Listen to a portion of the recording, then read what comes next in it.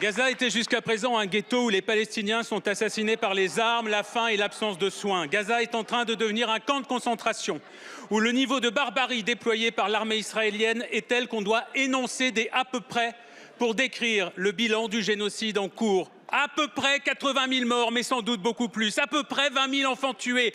20 000 enfants. Jamais dans l'histoire récente, des enfants n'ont été massacrés en si grand nombre avec un tel sadisme. Tous les jours, des enfants palestiniens sont brûlés, écrasés, démembrés, décapités, abattus d'une balle dans la tête, amputés sans anesthésie, emprisonnés. Et dans cet hémicycle, les complices sont nombreux. Les complices sont ceux qui se rendent en Israël pour soutenir le gouvernement fasciste de Netanyahou et encourager son armée. Les complices sont ceux qui répandent la propagande du groupe de lobbying de l'extrême droite israélienne Elnet. Les complices sont ceux qui mènent des campagnes de diffamation contre la rapporteure spéciale de l'ONU pour les territoires palestiniens. Les complices sont ceux qui reçoivent à Paris des ministres d'un État désormais voyou, mais qui sont incapables de la moindre sanction, de la moindre réprimande. Et s'il y a tant de complices ici, c'est parce que la vie des enfants palestiniens a moins de valeur pour vous que la vie des autres enfants dans le monde.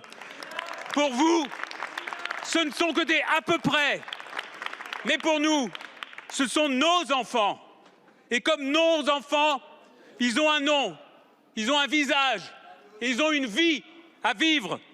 Comme Bissane Al-Hindi, qui a été tué dans son sommeil par un bombardement sur sa tente à Khan Younes dans la nuit du 17 au 18 mars dernier.